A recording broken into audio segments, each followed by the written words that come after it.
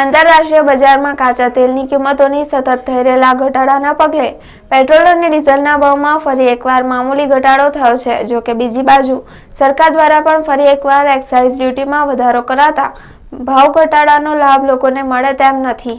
પેટ્રોલમાં પ્રતિ લિટર 32 પૈસા અને ડીઝલમાં પ્રતિ લિટર 85 પૈસાનો ઘટાડો થયો છે। ગુજરાતમાં પેટ્રોલના 35 પૈસા અને ડીઝલમાં 90 રૂપિયાનો ઘટાડો થયો છે। આ અગાઉ 31મી ડિસેમ્બરના રોજ IOCએ પેટ્રોલની કિંમતમાં પ્રતિ લિટર 63 પૈસા અને ડીઝલમાં પ્રતિ લિટર 1.6 રૂપિયાનો ઘટાડો કર્યો હતો। આમ પેટ્રોલ ડીઝલની કિંમતમાં સતત ઘટાડો થઈ રહ્યો છે। જો કે તેનો લાભ જનતાને મળે તે પૂર્વે જ સરકાર દ્વારા પણ એક્સાઇઝ ડ્યુટીમાં વધારો કરાઈ રહ્યો છે। આ વખતે પેટ્રોલે 0.75 પૈસા જ્યારે ડીઝલ પર 2 રૂપિયાનો વધારો કરવામાં આવ્યો છે। એક સપ્તાહમાં આ બીજો વધારો છે। એક્સાઇઝ ડ્યુટીના આ વધારાના કારણે સરકારને 3700 કરોડ રૂપિયાની આવક થશે।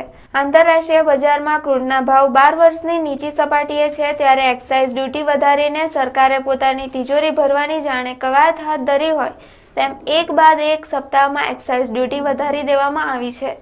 ઉલ્લેખનીય છે કે પેટ્રોલ અને ડીઝલના ભાવ એટલા માટે પણ નથી ઘટી રહ્યા કેમ કે એક્સાઇઝ ડ્યુટીમાં વધારો કરવામાં આવી રહ્યો છે, જેથી અચ્છે દિનનો ઇંતજાર લંબાતો જ રહે છે।